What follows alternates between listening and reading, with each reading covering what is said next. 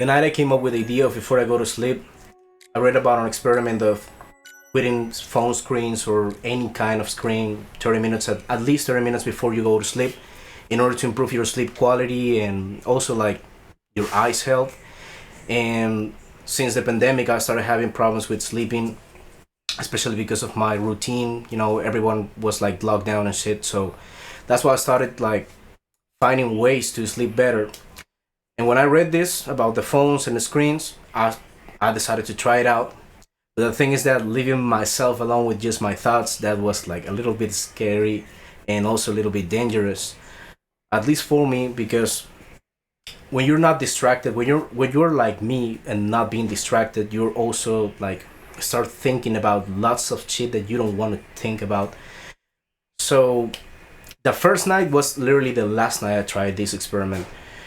I was like maybe 15, 20 minutes just staring at the ceiling, thinking about all the awful shit that has happened in my life, everything. So that's why I decided to pick up my phone and start writing all this shit down. I thought, okay, maybe this will be like, maybe this has potential for a upcoming project or something.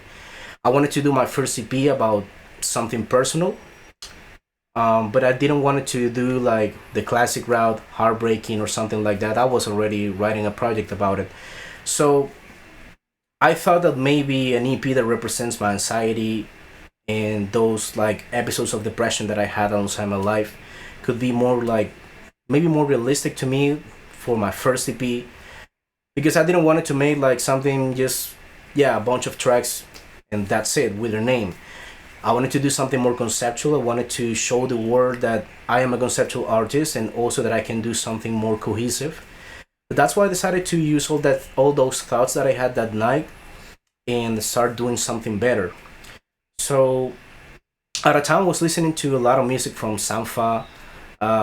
Tiny just released his first album, Data. So I was really inspired by electronic sounds, hip hop, and yeah, that's pretty much the sound palette of the whole project. When I started making the tracks, I had this idea of like everything going out from the intro. All the tracks surround itself around the intro. So for me, the two key elements of the whole EP, it's the music box melody, which is this one, and the chant that I record with my own vocals. This melody, alongside the intro, starts building up with different patterns, such as this one.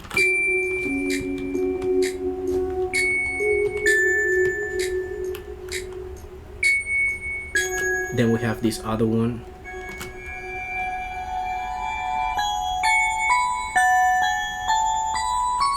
Number 3.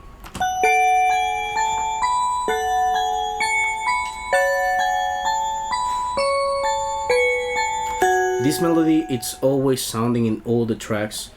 And also, as I said, this chant up here, I want to give the sensation that these vocals are sort of haunting. It's like voices in your head. At least that's my way of seeing them.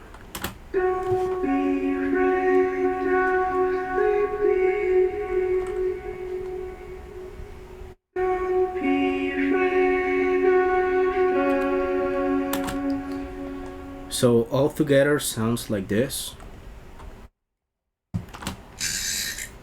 First we have like the clock from the music box.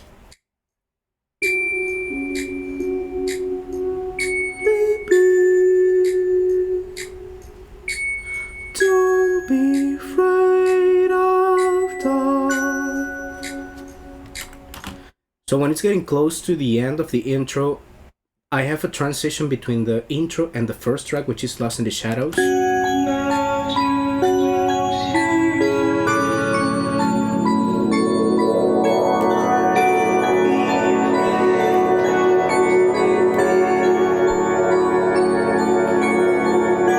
We have a tempo automatization because the intro it's in 65 BPMs.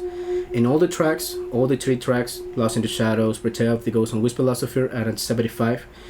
So in this little transition, the first seconds from Lost in the Shadows, we're having like the sensation that the tempo is going up because there we have the automation. In the stillness of the night. As you can see, I have here the music box, and it's just a filter applied to it, and also a cool effect that I love with the Fruity Combover. The Fruity Combover in a preset that, oh my god, where is this shit? Here, okay, music box. Fruity Combover in this preset, which is named, I think, Blur Pink or Blur White. I don't remember which one of those two. If you close the whole dry, you have this like sensation of everything is just like very far away.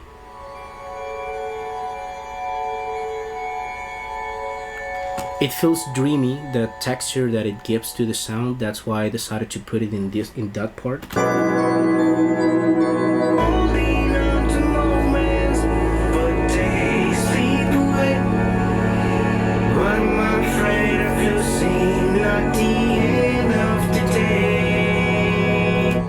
The arrangement for Lost in the Shadows is pretty basic.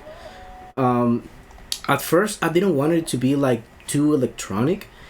This song actually had a chorus, but I decided to get rid of it because I really liked how the vocal chops from the chant.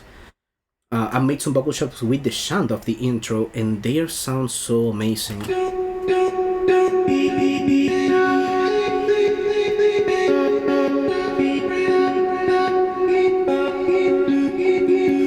I think this is the first time in any production of me that I do a vocal chop. I'm not really used to making sampling or anything like that, but I really wanted to experiment in that aspect. Yeah, I surely believe that this is the first time I do this on any production that I've made in these past 10 years. But the whole thing sounds like this.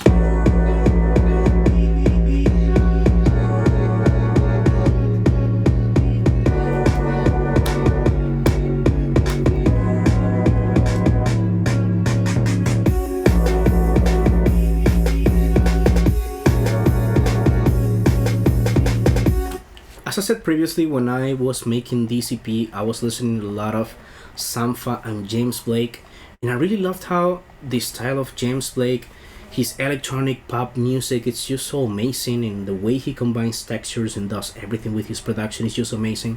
But that's why I decided to like take those elements of EDM music, because it's like a way of when I started making music, I was making EDM when I was a teenager, and that's something that I stopped doing because I don't know exactly why, but when I started making my own productions for other people, when I started producing for artists, I wanted to keep that EDM roots of me in everything I do, and this is the most EDM I've produced in the maybe the last 5-6 years.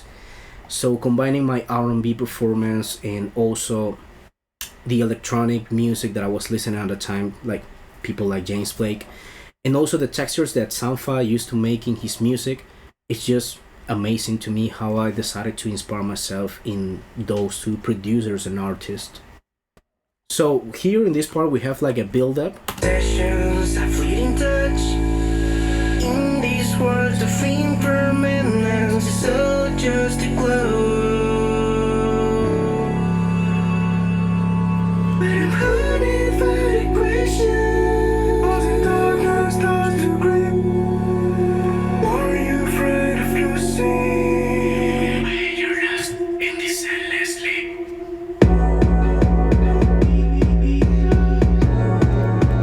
The second part of this song, I wanted to make a different rhythm for this part. The first part doesn't have like any sort of percussion until you get into the drop, so to say. But in this one, I had this rhythm in my head of like a really, I don't know, slow but heavy dembo rhythm. I've chased the stars for a minute. They are these hidden stars.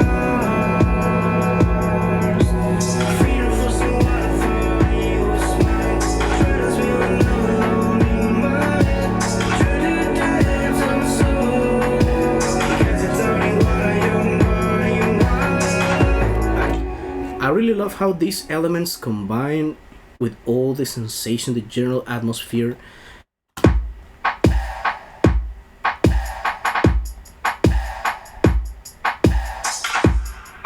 All the layers of percussion and everything that is going on at the same time in the track.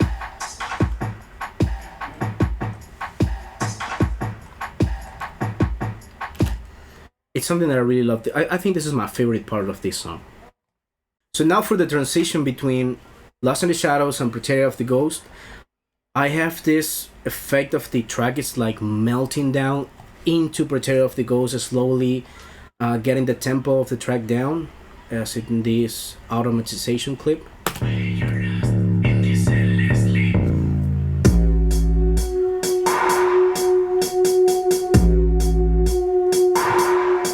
And I gotta admit that I stole that hi-hat rhythm from Cash In Cash Out from Tyler and Pharrell and 21 Savage.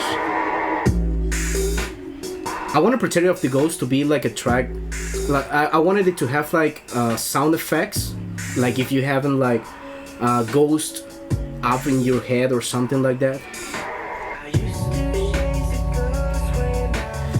Originally this track was about to be like a trap song, like a trap R&B song, but for whatever reason I did what I did on the drop or the chorus.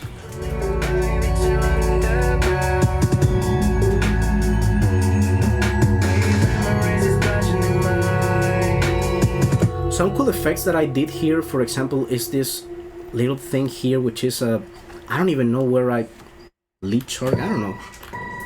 But this is something that I found in a library or something. I don't know if I found it on the FL Studio stock library or somewhere. But I simply took it and resampled it, and also like I gave it a different melody and everything. This one, it's like, it's always sounding like, for me that's like the spine of the track.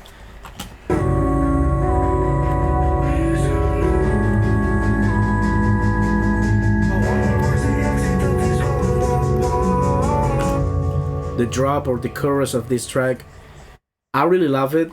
It reminds me of the good old days of Jack U and Skrillex.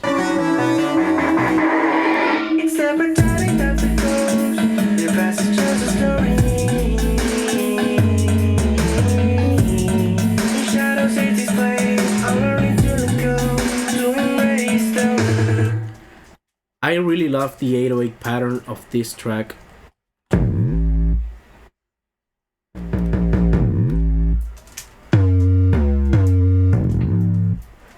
The way I play with the pitch legatos, it's just beautiful how this 808 is sounding.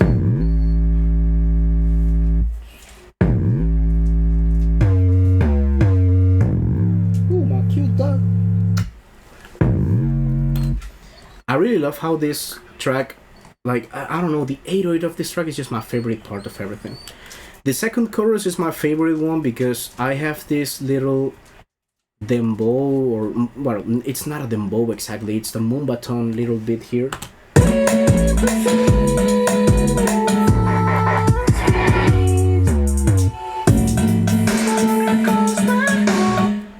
When I used to make EDM music, I really loved Moombahton tracks. I never got the chance to make one, and I wanted to like get the opportunity to do it here in my own track. The outro of Predator of the Ghost, I don't know, it had something really special for me. I decided to pick that phrase. I think it's up here. Yeah, this one. This is just me saying Predator of the Ghost.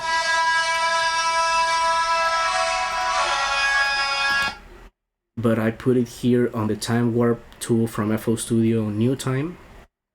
And I just stretch it out, the whole thing, to make it like it's a... I want to like give the listener the feeling that you're being dragged down by the ghost or something like that. It's a sensation that, I don't know, for me it feels both like a little bit scary but also so beautiful how the atmosphere of that moment is recreated. Okay, so now we have the transition between Predator of the Ghost and Whisper Last Affair. Whisper Last Affair is the lead single, and I gotta be honest, this is my favorite song, but I didn't want it to be the single. It was supposed to be Predator of the Ghost. But I really love this transition.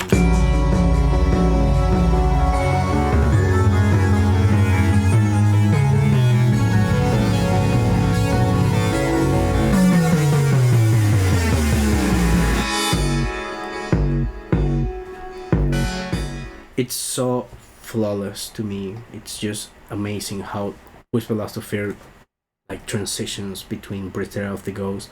And I know this is just a simple trick of reversing a one shot of the texture right here, which is a sitar or something like that.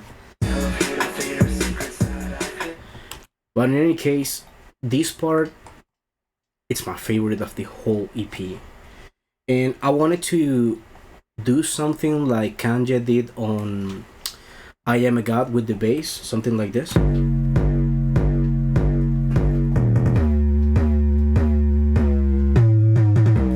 I know it's not the same pattern, but I really, really wanted to capture that essence of something aggressive. I wanted this song to be aggressive, and also the sound selection for me was meant to feel like hunting. For example, in this part here, it's like a speed chase. It's like a speed chase. This sound here, it just sounds incredible for me, and the whole thing together sounds like this.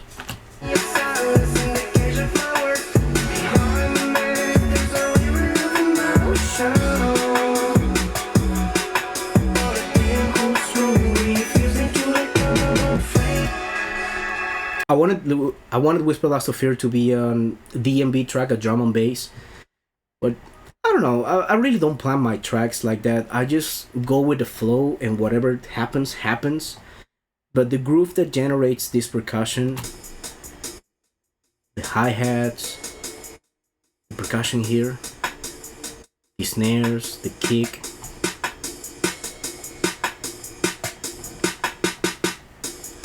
alongside the bass, which is amazing.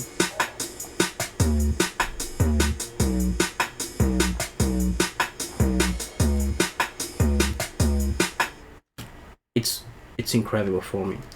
For the outro of the track and also the EP, I wanted to give the listener the sensation of something huge.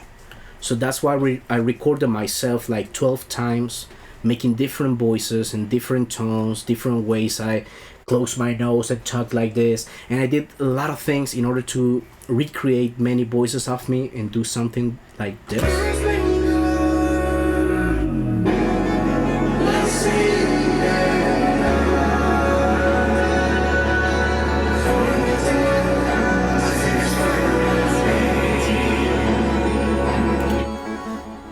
For me, it's just so uplifting.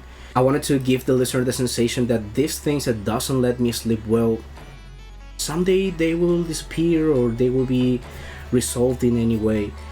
And at the end of the day, this is not just for me, this is also for the listener. I'm not the only person in the world that feels identified with the things that I'm talking about in DCP. And I think that's the most beautiful thing about DP. It's just that it's an universal feeling: anxiety, depression, loneliness, and the need to feel heard, which is the main point of Whisper Last of Fear, protected of the ghost, of how you keep chasing the things from the past, although the past doesn't exist anymore. The past is the past. Also in Lost in the Shadows of Possessions, well, that was the original name, but I decided to show it as Lost in the Shadows. But the thing is that I want the listener to feel like it's not alone, just as me. I'm not alone in this world with this sensation, and the listener neither is alone. So yeah, that's what I wanted to do with DCP.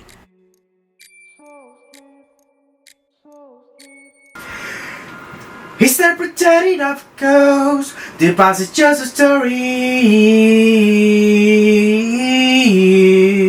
The shadows still displayed. I'm learning to let go, to embrace the unknown.